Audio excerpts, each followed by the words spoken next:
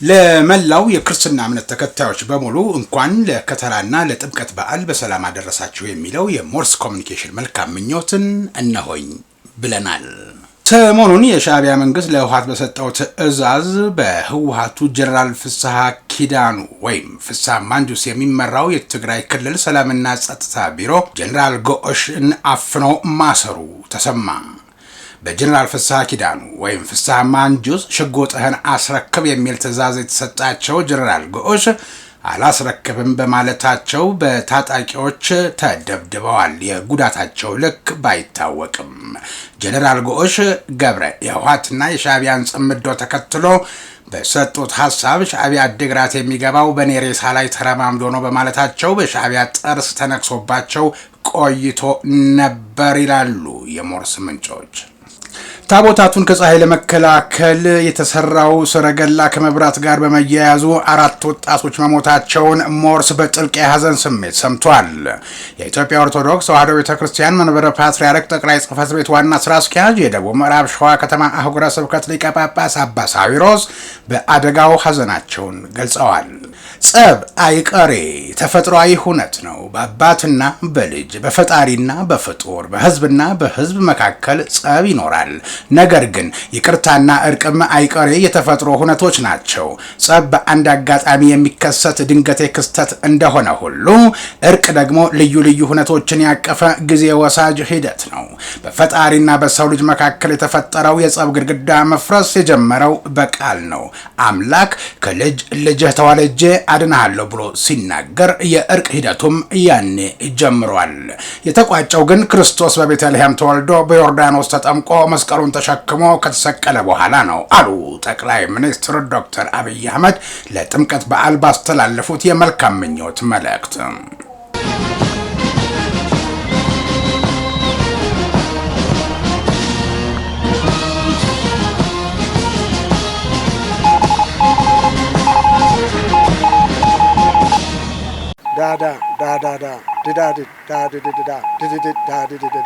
ሞርስ ማለት ይችላል።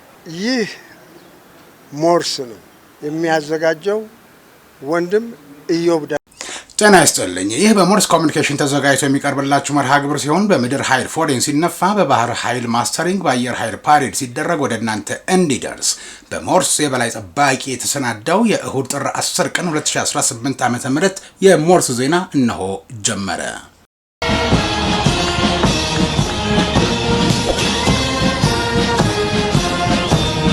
የተወደዳችሁ ቤተሰቦቻችን ለምታደርጉልን ድጋፍና እገዛ እያመሰገንን አሁንም ላይክ፣ ሼር፣ ሰብስክራይብ ማድረጋችሁን እንዳትረሱ ላስታውሳችሁና የሞርስ ኤዲሲ በቅደም ተከተል ካስቀመጠው ቀዳሚ ዜና አልፋለሁ። እንኳን ለኢየሱስ ክርስቶስ የጥምቀት በዓል አደረሳችሁ አደረሰን። በክርስቲያኖች ዘንድ ጥምቀት አንድም የመገለጥ ሁለትም የእርቅና ዳግም የመወለድ ምልክት ነው። በቀደመው ዘመን አዳምና ሔዋን በፈጸሙት ኃጢአት የሰው ልጅ ከአምላኩ ተቀያይሞ የፈዳ ዘመናትን አሳልፏል። ዳሩ ግን ሰው በኃጢአቱ ልጅነቱን ቢነጠቅም እስከ ወዲያኛው ጠፍቶ አልቀረም። አባቱን ያስከፋ ስህተት ቢሰራም እስከ መጨረሻው ተረግሞ አልኖረም። አጥቶ የነበረውን የልጅነት ጸጋ በክርስቶስ ዳግም ተቀብሏልና። ክርስቶስ በፈለገ ዮርዳኖስ የተገኘው እሱ ራሱ ኃጢአት ኖሮበት አይደለም፣ ይልቁንም በኃጢአት እድፍ ለቆሸሸው የሰው ልጅ የእርቅ መንገድ ለመሆን እንጂ። ስርዓተ ጥምቀቱን ስናከብር የጥፋት መፍትሄው ይቅርታ፣ የጸብ መድኃኒቱ እርቅ እንደሆነ እያሰበን መሆን አለበት። ጸብ አይቀሬ ተፈጥሯዊ ሁነት ነው። በአባት እና በልጅ በፈጣሪና በፍጡር በህዝብና በህዝብ መካከል ጸብ ይኖራል። ነገር ግን ይቅርታና እርቅም አይቀሬ የተፈጥሮ ሁነቶች ናቸው። ጸብ በአንድ አጋጣሚ የሚከሰት ድንገቴ ክስተት እንደሆነ ሁሉ እርቅ ደግሞ ልዩ ልዩ ሁነቶችን ያቀፈ ጊዜ ወሳጅ ሂደት ነው። በፈጣሪና በሰው ልጅ መካከል የተፈጠረው የጸብ ግድግዳ መፍረስ የጀመረው በቃል ነው። አምላክ ከልጅ ልጅ ተወልጄ አድንሃለሁ ብሎ ሲናገር የእርቅ ሂደቱም ያኔ ጀምሯል። የተቋጨው ግን ክርስቶስ በቤተልሔም ተወልዶ በዮርዳኖስ ተጠምቆ መስቀሉን ተሸክሞ ከተሰቀለ በኋላ ነው። በአምላክና በሰው ልጅ መካከል የተፈጠረው ጸብ በክርስቶስ ፍጻሜን እንዳገኘ ሁሉ እንደ ሀገር ያሉብንን አለመግባባቶች በጠረጴዛ ዙሪያ ልንፈታቸው፣ የዘመናት ልዩነት ዕዳዎቻችንን ፍጻሜ ሊያገኙ ከጫፍ ደርሰናል። የሀገራዊ ምክክር ኮሚሽኑ ከተቋቋመ ወዲህ ባለፉት 3 ዓመታት ሰፊ ቁጥር ያላቸው ዜጎቻችን የተካፈሉበት የተለያዩ ባለድርሻ አካላትን ያሳተፉና የልዩነት አጀንዳዎችን ያሰባሰቡ ሰፋፊ መድረኮች መድረኮች ተዘጋጅተዋል። ተቃርኖዎቻችን በዘላቂነት መፍትሄ የሚያገኙት በምክክራችን ፍጻሜ ነውና እንደ ሂደቱ ሁሉ ለፍጻሜው ርብርብ እንድናደርግ በዚሁ አጋጣሚ አደራ እላለሁ። ስርዓተ ጥምቀቱ የመገለጥ ምልክት ነው። ከጥምቀቱ ዕለት በፊት ክርስቶስ የሚታወቀው በጥቂቶች ብቻ ነበር። በልደቱ የተገለጠውን ብርሃን ለማዳፈን የሞከሩ ሄሮድስን የመሰሉ አካላትም የተሳካላቸው መስሏቸው ነበር። ከ30 ዓመታት በፊት በቤተልሔም የታየው የሰው ልጅ ተስፋ መልሶ የጠፋ መስሎም ነበር። ታይቶ እንደሚጠፋ ኮከብ፣ መጥቶ እንደሚሄድ ዘመን፣ ተከስቶ እንደሚሰወር መብረቅ የቆጠሩትም ነበሩ። በጥምቀት ዕለት ግን እውነት ለዓለም ሁሉ ተገለጠች። ከሰማይና ከምድር ምስክር መጣ። እንደ ቤተልሔም በጥቂቶች ፊት ብቻ ሳይሆን በአደባባይ በብዙዎች ፊት ተገለጠ። እርሱን ስሙት የሚለው ቃልም ከሰማይ መጣ። ከዚህ በፊት ለእረኞች ብቻ ነበር እየተነገረው። ዛሬ ግን ጆሮ ላላቸው ሁሉ ተነገረ። ያኔ በበረት ውስጥ ነበር። አሁን ግን በሄኖም ሸለቆ በዮርዳኖስ ወንዝ በዓለም ፊት ሆነ። ጊዜው ደርሶ የተገለጠ ነገር በዓላማው ፈጻሚዎችና በዜናው ሰሚዎች መካከል የተለያየ አካሄድ አለው። የዓላማው ፈጻሚዎች ከየት፣ ለምን፣ እንዴት እንደመጣ ያውቃሉ። ወዴት፣ እንዴት እንደሚሄድ ይረዳሉ። ለምን አይነት ግብ እንደመጣ ይገነዘባሉ። ስለዚህም ምንም አይነት መስዋዕትነት ለመክፈል ይዘጋጃሉ። አንድ ሆኖ የበራው ሻማ ቀስ እያለ እልፎችን ሲያቀጣጥል ይታያቸዋል። በደመናት ውስጥ የፈነጠቀው ፀሐይ ቀስ እያለ ደመናውን ሲገላለጥ ይታያቸዋል። ከአንድ እንጨት የተለኮሰው እሳት ቀስ እያለ ሲንቦገቦግ ይታያቸዋል። ዜናውን የሚሰሙት ግን እንደዚያ አይደሉም። ሂደቱን የሚገመገሙት ባገኙት መረጃ መሰረት ብቻ ነው። ዜናው የቀዘቀዘ ሲመስላቸው ጠፍቷል ብለው ያምናሉ። ዜናው የሞቀ መስሎ ሲሰማቸው ደግሞ አለ ብለው ይገምታሉ። የነገሩን መነሻ ሂደትና ግብ በቅርበት አያውቁም። በቤተልሔም የሉም። በዮርዳኖስ አልቆሙም። አየን ያሉ ይነግሯቸዋል፣ ሰማን ያሉ ያወሯቸዋል። በዚህም የተነሳ ውሳኔያቸውና ብያኔያቸው በዕለት ክስተት ላይ የተመሰረተ ነው። ክርስቶስ በሚያስተምርበት ወራት በየተአምራቱ በየክስተቱና በየኩነቱ ይገኙ እንደነበሩ ሰዎች አይነት ነው። በጥብርያዶስ ዳር ሲመግባቸው እናንግስህ ይላሉ። በጲላጦስ አደባባይ ሲቆም ስቀረው ብለው ይፈርዳሉ። ዛሬ በዚህ ባሉ መንፈስ ውስጥ ሆነን የኢትዮጵያን የመገለጥ ጉዞ እንድንመረምር ጋብዛለሁ። የኢትዮጵያ እሴቶች፣ የኢትዮጵያ ሀብቶች፣ የኢትዮጵያ አቅሞች፣ የኢትዮጵያ ክንዶች፣ የኢትዮጵያ ውበቶች፣ የኢትዮጵያ ክብሮች፣ የኢትዮጵያ ከፍታዎች እየተገለጡ ናቸው። ለውጡ ከመጣ ጀምሮ ላለፉት ጥቂት ዓመታት መሰረቱን ስንሰራ ነበር። የብሉይን ዘመን ስናድስ የሐዲሱን ዘመን ስንረስስ ነበር። የኦሪቱን ዕዳ ስንደመስስ የሐዲሱን ምንዳ ስናስስ ነበር። የያዘንን ትብታብ ስንበጥስ የለያየንን ግንብ ስናፈርስ ነበር። የፈነጠቀው እስኪፈካ የተወጠነው እስኪሳካ ጠብቀን ነበር። ያልገባቸው እስኪረዱ የገባቸው እስኪራመዱ እድል ሰጥተን ነበር። አሁን ያ ሁሉ አልፎ የኢትዮጵያ የመገለጥ ዘመን መጥቷል። የግብርና አቅሟ ተገልጦ ህዝቦቿን ይመግባል። የማዕድን አቅሟ ተገልጦ እድገቷን ያፋጥናል። የቱሪዝም አቅሟ ተገልጦ ዓለምን ያስደምማል። የቴክኖሎጂ አቅሟ ተገልጦ ልማቷን ያቀላጥፋል። የዲፕሎማሲ አቅሟ ተገልጦ ተጽዕኖ ፈጣሪነቷን ያጸናል። የአምራችነት አቅሟ ተገልጦ የዓለምን ገበያ ይሻማል። አሁን የኢትዮጵያ ምስክሮች ከላይም ከታችም እየተሰሙ ናቸው። በቤተልሔም ለጥቂቶች ተገልጦ የነበረው የኢትዮጵያ ታላቅነት ዛሬ በዮርዳኖስ ለዓለም ሁሉ እየታየ ነው። ከእንግዲህ የተገለጠችውን ኢትዮጵያን መስማት የግድ ነው። በዮርዳኖስ ስንገለጥ እያዩ በምኩራብ የቀሩት አካላት ብዙ ቢናገሩ አይገርመንም። እኛ የሐዲስ ሰዎች ነን። ብዙ ነገሮችን ቀይረናል፣ አድሰናል። እነርሱ የኦሪት ሰዎች ናቸው። ባልታደሱ ጎዳናዎቻቸው፣ ባረጁ ከተሞቻቸው፣ በደከሙ ቅጥሮቻቸው ውስጥ ይኖራሉ። ኢትዮጵያ እንደሆነች ከቤተልሔም ወደ ዮርዳኖስ፣ ከዮርዳኖስ ወደ ቆሮንጦስ፣ ከቆሮንጦስ ወደ ደብረ ታቦር፣ ከደብረ ታቦር ወደ ቀራኒዮ፣ ከቀራኒዮ ወደ ደብረ ዘይት እያለች መጓዟን ትቀጥላለች። ከእንግዲህ እያረገች ትሄዳለች እንጂ ወደ አሮጌ መንደሮቿ አትመለስም። የፈርዖን አስማተኞች የሚፈጥሩት አስማትና መተት ከእንግዲህ አያስፈራትም። ባህር እንዴት እንደሚከፈል በዮርዳኖስ አይታለችና። ይህ ዘመን ያለ ጥርጥር የኢትዮጵያ ዘመን ነው። ከኢትዮጵያ እውነት ጋር የሚራመዱ ሁሉ ከኃይል ወደ ኃይል ይራመዳሉ። ይህን የተረዱ ብዙዎች ከውጭም ከጫካም ወደ ኢትዮጵያ እየመጡ ነው። ኢትዮጵያም እየተቀበለቻቸው ነው። የቀሩት ብዙዎች ደግሞ የጊዜ ጉዳይ እንጂ እንደሚመጡ እናምናለን። ከጥፋት ልጅ በቀር ማንም ከኢትዮጵያ እውነት አይቀርም። እምነታችን፣ ስርዓታችን፣ ባህላችን፣ ቋንቋችን፣ ዜማችን፣ በአጠቃላይ ህብረ ብሔራዊ አንድነታችን በአደባባይ ለሚገለጥበት የኢየሱስ ክርስቶስ የጥምቀት በዓል በድጋሚ እንኳን አደረሳችሁ። ኢትዮጵያ በልጆቿ ጥረት ታፍራና ተከብራ ለዘላለም ትኖር። ፈጣሪ ኢትዮጵያንና ህዝቦቿን ይባርክ። ጠቅላይ ሚኒስትር ዶክተር አብይ አህመድ።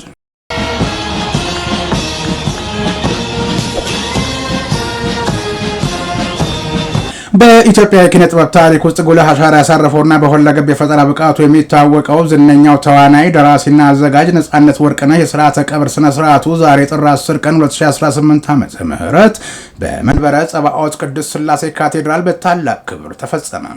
በሥርዓተ ቀብሩ ላይ የባህልና ስፖርት ሚኒስትር ዴኤታ ነብዩ ባየ፣ የድሬዳዋ ከተማ አስተዳደር ከንቲባ ከድር ጁሃር፣ ከፍተኛ የመንግስት የሥራ ኃላፊዎች፣ የሥራ ባልደረቦቹ፣ ቤተሰቦቹና በርካታ አድናቂዎች በተገኙበት የመጨረሻው ሽኝት ተደርጎለታል። ከሥርዓተ ቀብሩ አስቀድሞ በተካሄደው የአስከሬን ሽኝት ላይም የአርቲስቱ ወዳጆችና የሥራ አጋሮች የአበባ ጉንጉን በማስቀመጥ ሀዘናቸውን ገልጸዋል። አርቲስት ነጻነት ወርቅነህ የጤና እክል ገጥሞት በሀገር ውስጥና በውጭ ሕክምና ሲረዳ ቆይቶ ጥር 8 ቀን 2018 ዓ.ም በተወለደ በ43 ዓመቱ ከዚህ ዓለም በሞት መለየቱ ይታወሳል።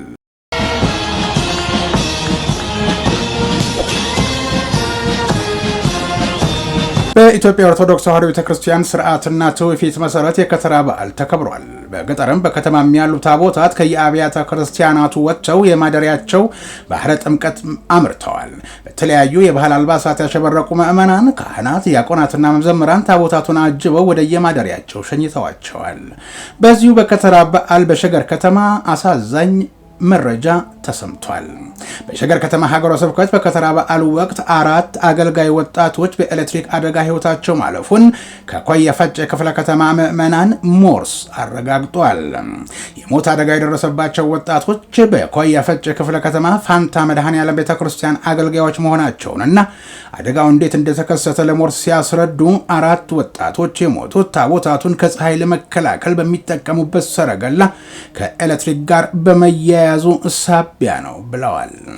የኢትዮጵያ ኦርቶዶክስ ተዋሕዶ ቤተክርስቲያን መንበረ ፓትርያርክ ጠቅላይ ጽሕፈት ቤት ዋና ስራ አስኪያጅ የደቡብ ምዕራብ ሸዋ ከተማ አህጉረ ስብከት ሊቀ ጳጳስ አባ ሳዊሮስ በአደጋው ሀዘናቸውን ገልጸዋል። በኤሌክትሪክ አደጋ ምክንያት ወጣት ልጆቻችን ህይወታቸውን እንዳጡ ለሐዋርያዊ አገልግሎት ጎንደር ሀገረ ስብከት ሆነን ስንሰማ ታላቅ ሀዘን ተሰምቶናል ብለዋል አባ ሳዊሮስ።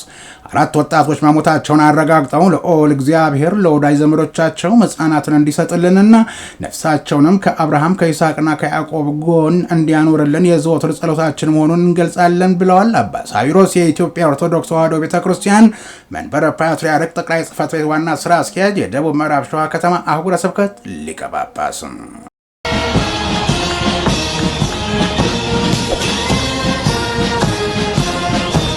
የተወረዳቸው ከኢትዮጵያ አየር ኃይል የሰራዊት ስነ ልቦና ግንባታ ዳይሬክቶሬት የተገኘውንና በሞርስ የበላይ ጠባቂ የተፈቀደውን መልእክት ሰምተን እንመለስ። የጥቁር አንበሶች ታሪክ የሀገር ሰማይ ዘብ። የኢትዮጵያ አየር ኃይል ለ90 ዓመታት የዘለቀውን የጀግንነት የቴክኖሎጂ ልቀትና የሉዓላዊነት ጥበቃ ጉዞ በደመቀ ሁኔታ ለማክበር የመጨረሻ ዝግጅቱን አጠናቋል። ይህ ታሪካዊ በዓል የተቋሙ ብቻ ሳይሆን የኢትዮጵያን ነጻነትና ክብር ከፍ አድርገው የሚመለከቱ የሁሉም ኢትዮጵያውያን የጋራ ኩራት መግለጫ ነው። በቢሾፍቱ አየር ኃይል ጠቅላይ መምሪያ በሚካሄደው በዚህ ታላቅ በዓል ላይ የሚከተሉት ኩነቶችን ለመከታተል በአካል ተገኝተው እንዲታዘቡ ተጋብዘዋል። ድንቅ የአየር ላይ ትዕይንቶች። የሀገራችን ብቁ አብራሪዎች ከዓለም አቀፍ ጥሪ የተደረገላቸው ሀገራት የልዩ ትርኢት ቡድኖች ጋር በመቀናጀት የሰማዩን ግርማ ሞገስ የሚያሳዩ አስደናቂ የበረራ ጥበቦችን ያቀርባሉ። የቴክኖሎጂና የትጥቅ ልቀትን በተመለከተ አየር ኃይላችን የታጠቃቸውን ዘመናዊ የትጥቅ አቅሞችና የተቋሙን ስትራቴጂካዊ የሰው ኃይል ብቃት በቅርበት የሚመለከቱበት ልዩ አጋጣሚ ይፈጠራል። ተቋሙ ከህዝብ ጋር ያለውን ትስስር ይበልጥ በሚያጠናክሩና በሀገራዊ የሰላም ጉዳዮች ላይ በሚመክሩ ስልታዊ ውይይቶች ላይ የመሳተፍ ዕድልም ይኖራል። ይህ ጥሪ ለሁሉም ነው። ለወጣቶችና ተማሪዎች በሳይንስ በቴክኖሎጂና በበረራ ጥበብ የታነጸችውን የነገዋን ኢትዮጵያን ለማየትና ለወደፊት የሙያ ህይወታችሁ ታላቅ መነሳሳትን ለመቅሰም ይህ በዓል የእናንተ ነው ተብላችኋል። ለታሪክ ተመራማሪዎችና አርበኞች የኢትዮጵያን የ9 10 ዓመታት የሰማይ ላይ ጀግንነትና የሉዓላዊነት ታሪክ አብረን የምንዘክር የሚዘክርበት ታሪካዊ መድረክ ነውና ለሀገር ፍቅር ስሜት በደማችሁ ላተማችሁ ዜጎች የሀገራችሁን ጋሻና መከታ የሆነና የአየር ኃይላችሁን ጥንካሬና የደረሰበትን ከፍታ በማየት የብሔራዊ ኩራት ስሜታችሁን የምታድሱበት ልዩ ጥሪ ቀርቦላቸዋል። ከጥር 15 ቀን እስከ ጥር 19 ቀን 2018 ዓ.ም በቢሾፍቱ የኢትዮጵያ አየር ኃይል ዋና ጠቅላይ መምሪያ ይከናወናል። የኢትዮጵያ አየር ኃይል የሰላም ዘብ፣ የሉዓላዊነታችን ኩራት ከኢትዮጵያ አየር ኃይል የሰራዊት ስነ ልቦና ግንባታ ዳይሬክቶሬት የተገኘ መልእክት።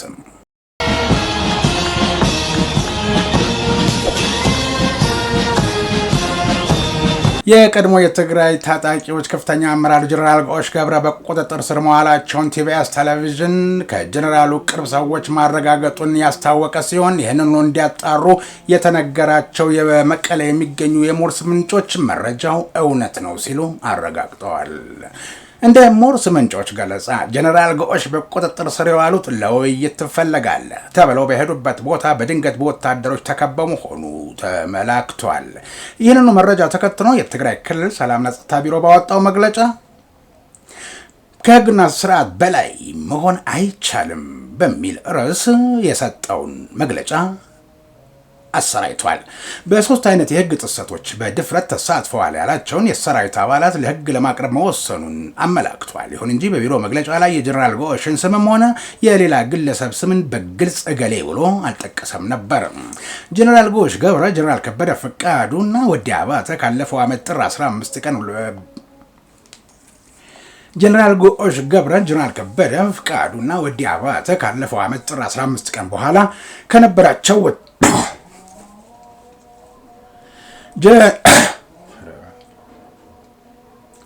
ጀነራል ጎሽ ገብረ፣ ጀነራል ከበደ ፍቃዱና ወዲ አባተ ካለፈው ዓመት ጥር 15 ቀን በኋላ ከነበራቸው ወታደራዊ ኃላፊነት ቦታ ተነስተው ተንሳፋፊ ተብለው ተለይተው እንዲቆዩ መደረጉ አይዘነጋም። በትግራይ ክልል በአሁኑ ወቅት አቅምን የመሰብሰብና ልዩነቶችን የማጥበብ ስራ በስፋት በሚሰራበት ወቅት ላይ ነን ተብሎ በፖለቲካ አመራሮቹ ዘንድ እየተነገረ ነው። በክልሉ አመራር ውስጥም እየታዩ ያሉ መቃቃሮችና ችግሮች አሁንም እየቀጠሉና ሆድና ጀርባ የሚሆነው ቁጥር እየጨመረ መሆኑን የሞርስ ምንጮች ይናገራሉ። በአዲግራት የሚገኘው የአርሚ 15 አዛዥ ጀነራል ጎሽ ገብረ በትላንትናው ዕለት ማለትም ጥር 9 ቀን 2018 ዓ.ም በህወሓት ታጣቂዎች መታሰራቸውን የሞርስ ምንጮች እኛም ከፍተኛ ድንጋጤ ውስጥ ገብተን ነው እየሰማ ነው ሲሉ መረጃውን አጋርተውናል። በህወሓቱ ጀነራል ፍስሐ ኪዳኑ ወይም ፍስሐ ማንጆስ የሚመራው የትግራይ ክልል ሰላምና ጸጥታ ቢሮ ማንም ሰው ከህግ በታች ባለመሆኑ ጀነራሉ ታስሯል ሲል አደባባይ ላይ አረጋግጧል።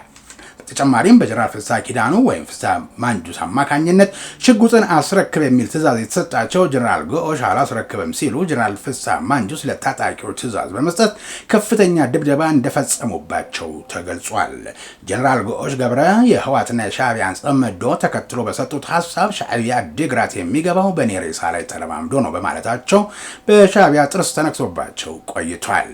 በዚህም ሰሞኑን የሻዕቢያ መንግስት ለህወሓት የሰጠው የጦርነት ትዕዛዝን ለማስፈጸም ጀነራል ጎሽ ገብረ ያደናቅፈኛል በማለቱ ምክንያት ጀነራሉ በእስር ለኤርትራ መንግስት ተላልፈው ሊሰጡ ይችላሉ የሚል መላምቶች እየተነገሩ መሆኑ ተሰምቷል። ሽጉጥን አስረክብ አታስረክብ በሚለው አተካሮ ጀነራሉ እንዲደበደቡ በመደረጋቸው የደረሰባቸውን ጉዳት ለጊዜው ምን ያህል እንደሆነ መረጃ ለማግኘት አልቻልንም ብለዋል የሞርስ ምንጮች።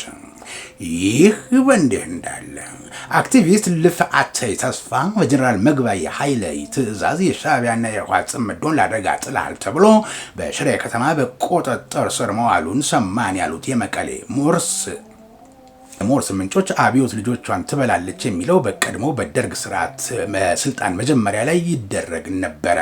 በዚያው ዘመን የተፈጠሩት አብዮተኞች ዛሬ ትግራይን እናስተዳድራለን የሚሉትና በዚያው በድሮው ተቸክለው የቀሩት የህወሓት የፖለቲካ ተቸካዮች የቅርብ አጋርና ተባባሪ እንደነበር የሚነገርለት አክቲቪስት ልፍዓተይ እውነትም አብዮት ልጆቿን ትበላለች እንዲሉ ሆነና ዛሬ እስር ቤት ጨምረውታል።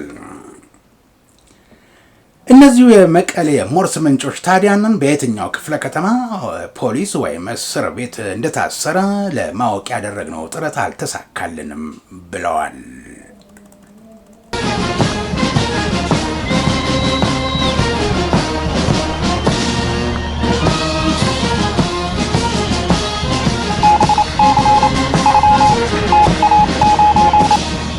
ዳዳ ዳዳዳ ድዳድ ዳድድዳ ድድድ ዳድድዳ ሞርስ ማለት ይችላል። ይህ ሞርስ ነው የሚያዘጋጀው ወንድም ኢዮብ። የተወደዳችሁ ቤተሰቦቻችን ለምታደርጉልን ድጋፍና እገዛ የሞርስ የበላይ ጠባቂና ኤዲሲው ምስጋናቸውን አቅርበውላቸዋል። በምድር ኃይል ፎሌን ሲነፋ፣ በባህር ኃይል ማስተሪንግ፣ በአየር ኃይል ፓሬድ ሲደረግ ወደ እናንተ እንዲደርስ በሞርስ የበላይ ጠባቂ የተዘጋጀው የእሁድ ጥር 10 ቀን 2018 ዓ.ም የሞርስ ዜና የእስካሁኑ ነበር። እኔ ኢዮብ ደመቀ ዜናውን ወደ እናንተ አደረስኩ። በቀጣይ የሞርስ ዜና ጠብቃችኋለሁ። እስከዚያው ድረስ ጤና ይስጥልኝ።